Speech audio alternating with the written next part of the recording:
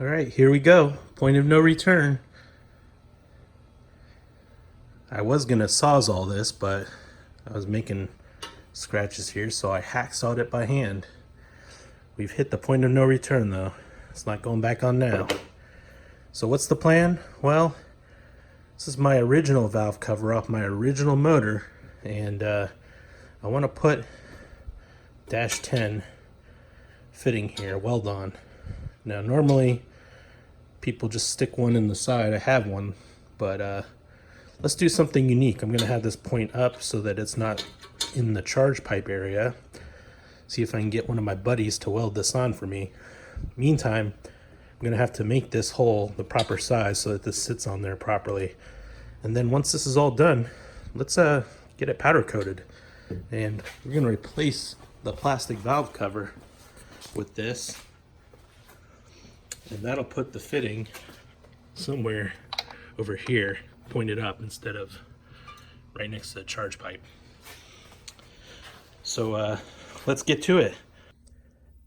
All right, so we've got our hole in here. So first thing I did was got me one of these flappy sandy paddle disc thingamajiggers and threw it on my angle grinder and went ahead and smoothed out that boss that I hacksawed off previously. Now here's the AN fitting, and it requires a 1-inch hole. I tried to drill it, so there was already a hole there because there was porting anyways. I tried to drill it, that didn't work out so well. Made the hole a little oblong. So I just went in with my Dremel and kind of cleaned it up, made it fit good enough. You can see there's a nice little ledge on here. And more or less, it's in there the where it should be. So it's a little loose, no big deal. Pretty sure the person that I'm gonna ask to weld this can handle that. Get that sucker welded on there. You can see I touched the edge a little bit with the sander to kind of smooth it. And once we get this welded on, step number 3, 4, 5, I don't even know what step we're on now. I didn't count. It's going to be to get this sucker powder coated.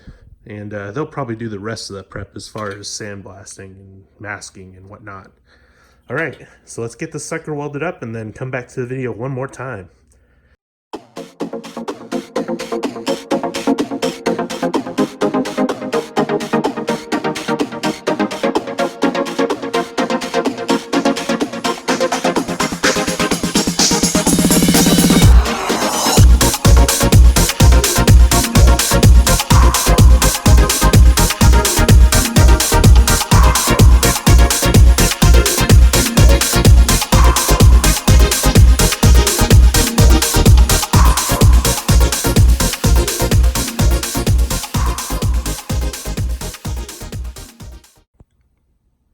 Alright guys, so it's pretty obvious the valve cover is back. So you just saw a couple pictures and a short video of the process I did before I sent it off for powder coat.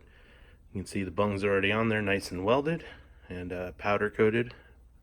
The tape lines where the guy that powder coated it masked it off are really clean, so it's very nice. And of course, I had to pick up this spark plug cover from Map Performance because, well, it just looks nice. So let's explain what I've done so far, because I did skip one thing that you might want to know, and that's that I drilled out the baffles and took them out. Now I've retapped some of these and I'm going to go ahead and install the baffles back in, so we got to make a quick run to the hardware store and get some hardware, and then we're going to put this sucker on the car. For anyone that's wondering, this does look kind of like a graphite gray, really dark gray, metallic, almost like the wrap on the car. But the name of the color is actually Cosmic Black from Prismatic Powder. So I picked this out myself. I went on their website a long time ago, ordered a bunch of swatches, which are basically little metal cards that they've painted with the powder coat so you can see what they really look like in person for like $1 or $2 each. And I picked this color out. Now, on the swatch, it looks a lot darker, just probably because it's so small, it's hard to compare. It's a little bit lighter here, but I think it's going to work out okay with the rest of the car. I'm kind of going for a darker theme. I mean, you could see the car already has Gun Blue 2 57 CRs with a dark metallic gray, what would they call that, satin wrap. And pretty much everything in the engine bay is black. I haven't really made it very bright. I do have this teal blow-off valve, which I'm thinking about replacing with a black anodized one. And what do you think? Maybe we should send some other parts off to get powder coated the same color, kind of give it a little bit of a matching theme. Maybe, maybe not. Black looks good with this color, so we'll see. But yeah, here we go. We're going to put this on today. I'm going to show you real quick what it looks like. There's really not much to explain. There's plenty of videos on how to do this replacement on YouTube, so I'm not going to go through all the steps. I'm just going to do kind of a before and after and show you my unique setup. All right, let's get to it. Let's go to a hardware store and grab some bolts. All right, so you can see we've got the valve cover pretty much cleaned up and ready to go. I took these shields out of the old valve cover. They haven't been sandblasted. What I did was I drilled them out, I tapped all the holes, and this was before it got powder coated, and then I cleaned these down with a lot of simple green, pretty much soaked them, took all the oil and residue off and cleaned them out really good, used a bunch of cotton swabs and stuff to clean out the baffles, but these have been completely off. So now we have to reinstall them, and to do that I've kind of test fitted all the screws, but we're going to go ahead and we're going to take some Permatex because they looked like they had sealant on them. And we're also going to take some JB Weld, and JB Weld we're going to use to secure the little bolts because these things were pretty much riveted in no sense. So I don't want any of these bolts to fall out into the engine, so we're pretty much going to make it permanent and it's not going to come apart. So this is it. This is the last time these baffles are going to come out and go back in. So let's get to it. Let me take them out and first seal them, and then we'll go by one and put JB Weld on each bolt.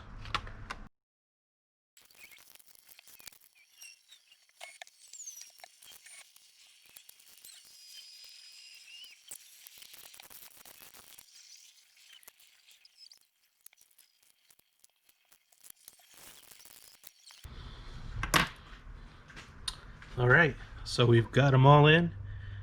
Give the RTV and the JB Weld a little bit of time to cure. We go ahead and prep the car so that we can put this on there.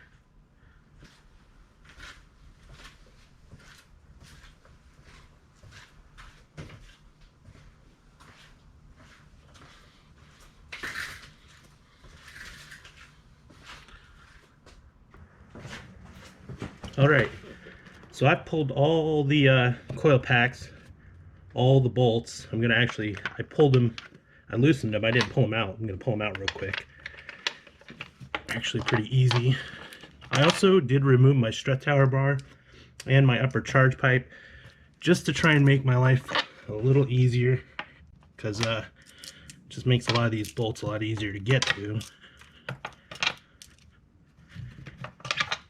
Grab all these bolts so we don't lose any. Looks like we got them all except for one. All right.